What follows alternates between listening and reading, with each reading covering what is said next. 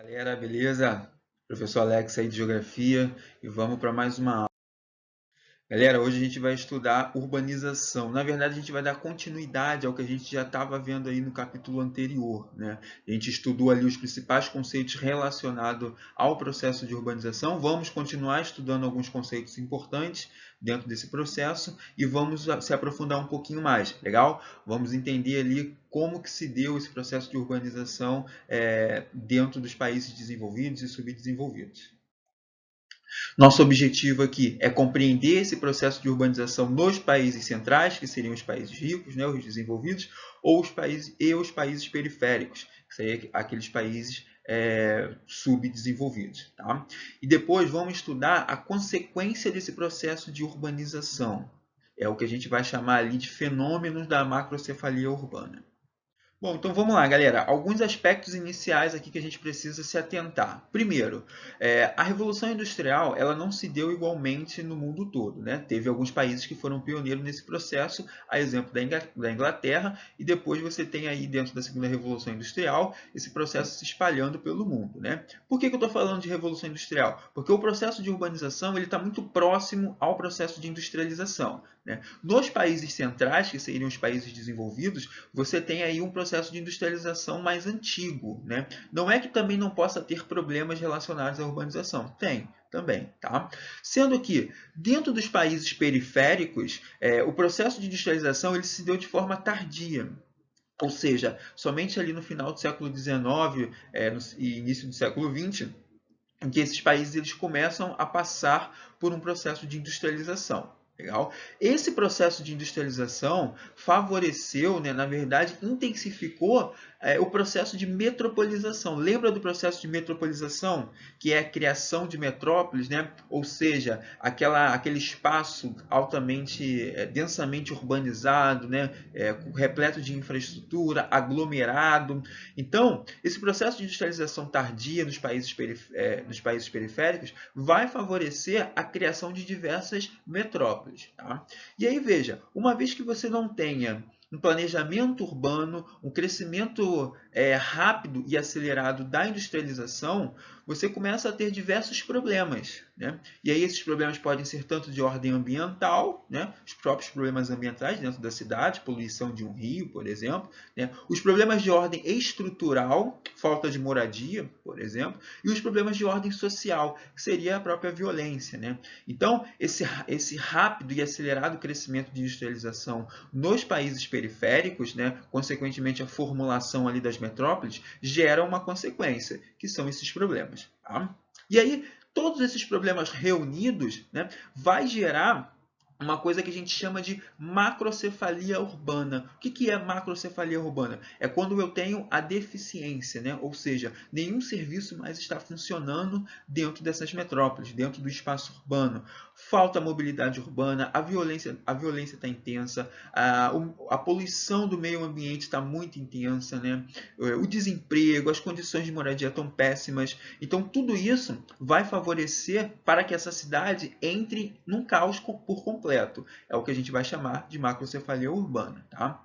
Então, veja, esse processo também ocorreu nos países desenvolvidos, né? Como a gente estava falando ali. Só que, por se tratar de uma industrialização mais antiga, muitos desses problemas já foram sanados. Você já teve ali um planejamento urbano para poder resolver todos esses problemas. Bom, outro conceito fundamental dentro da urbanização se refere às megacidades. As megacidades, elas são decorrentes de um alto processo de urbanização. Né? Na verdade, a megacidade é um conceito para definir uma cidade, né? Ou talvez pode até ser uma metrópole, com mais de 10 milhões de pessoas. Legal? E aí a gente pode citar Tóquio, de repente, que é uma importante megacidade que a gente tem.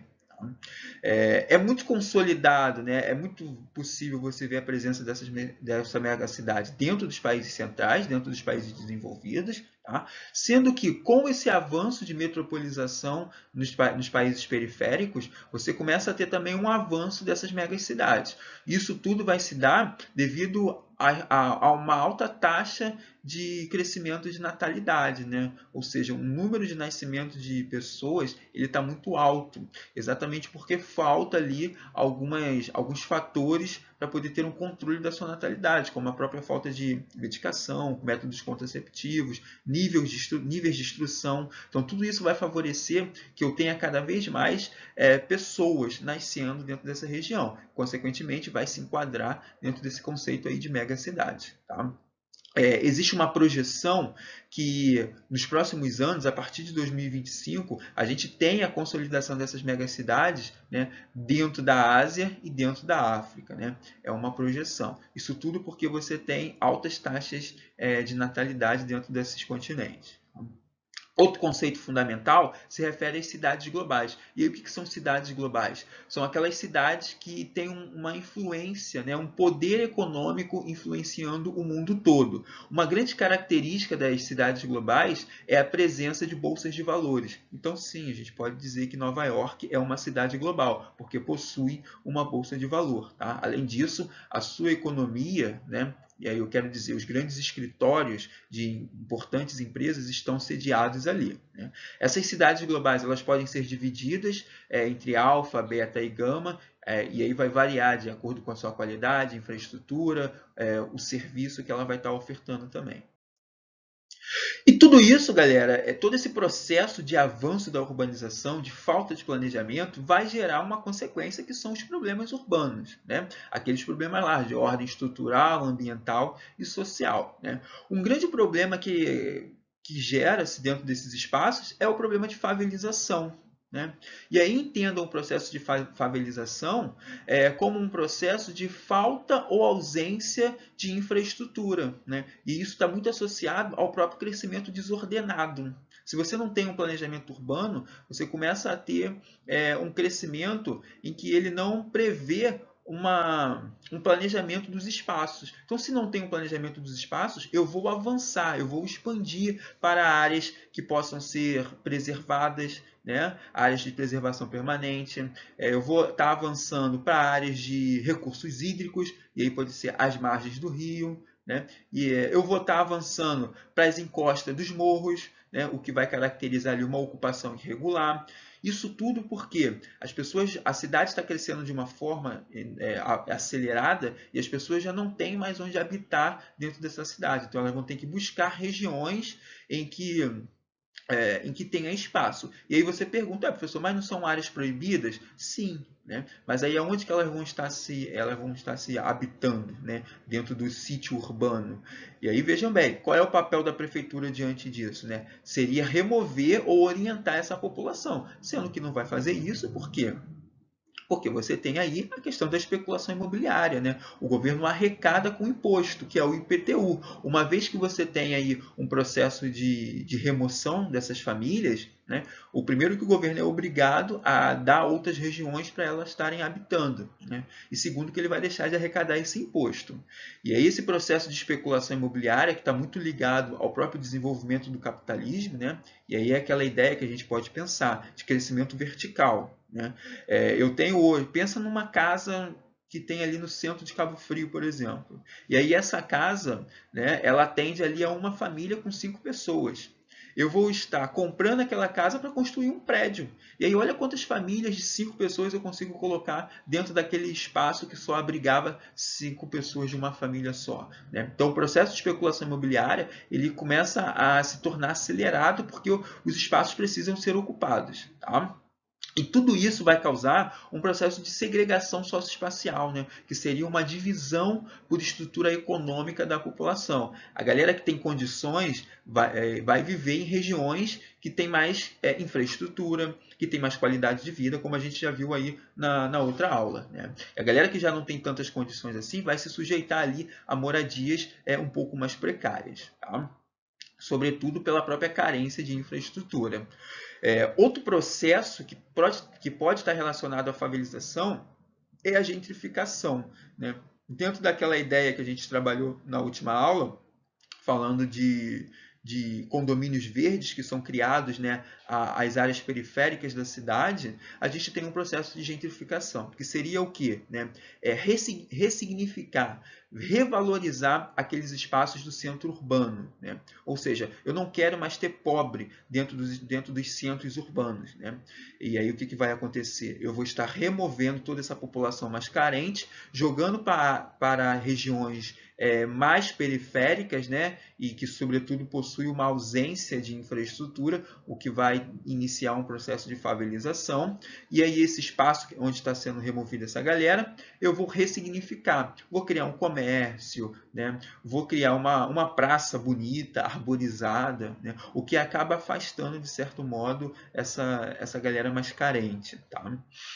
Bom, outro problema urbano que a gente tem se refere aos transportes, né? Que é a questão da mobilidade urbana. Então você pensa, os centros urbanos hoje eles estão cada vez mais saturados porque as pessoas estão cada vez mais priorizando o transporte individual, que é o carro, né? Ao invés do transporte coletivo, justamente pela sensação de segurança, pela rapidez no trânsito e tudo mais. Né? Então essa prioridade ao modelo rodoviário vai causar um grande caos dentro da mobilidade urbana dos grandes centros urbanos. Então você experimenta, você com certeza já deve ter passado por isso. Sai ali em horário de pico, né, para você resolver qualquer coisa. Você vê aí que o trânsito ele fica completamente congestionado. Né? E ele vai ficar congestionado exatamente porque a população ela precisa se movimentar. É o que a gente chama de movimento pendular, né, que é aquele movimento diário, né? Escola, escola, casa, casa, escola, trabalho, casa, casa, trabalho, né? Então tudo isso vai causar um grande caos no trânsito, até porque a pessoa precisa estudar ou precisa trabalhar, né? E precisa movimentar a economia também. Sendo que aí você pensa, como que a economia vai ser movimentada se eu perco 2, 3 horas dentro de um trânsito, né? E aí a gente pode tirar como exemplo São Paulo, que é uma cidade completamente exemplo, né, desse processo aí de falta de mobilidade urbana. E aí um dos planos de ações que uma prefeitura tem, né, que o governo tem para poder minimizar esses problemas, se refere ao plano de mobilidade urbana, né, que seria você criar um planejamento de modo eficiente, né, para que as pessoas consigam circular com mais rapidez, com mais dinâmica, né? Dando prioridade a um transporte coletivo. Tá? E o plano diretor também. O plano diretor é um outro instrumento que as prefeituras têm para poder planejar o crescimento urbano de uma cidade. Né? Então, dentro desse plano vai estar constando lá.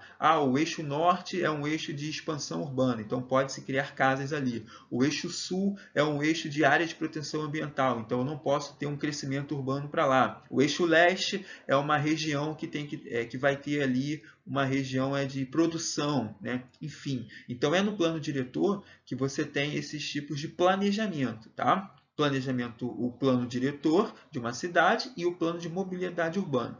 Ambos são projetos que cada prefeitura possui, tá? Tem que ter, é uma determinação do Ministério das Cidades. Né? Cidades ali acima de 10 mil habitantes a 30 mil habitantes são obrigados a elaborar esses planos de ação. Tá? E um outro problema urbano é a violência. Né? E aí é algo rotineiro para a gente, cotidiano. Com certeza você já deve ter ouvido falar ou já presenciou alguma ação relacionada à violência. Né? E tudo isso por quê? Por que a gente tem um crescimento, né, da violência? Devido ao próprio processo da desigualdade. Né?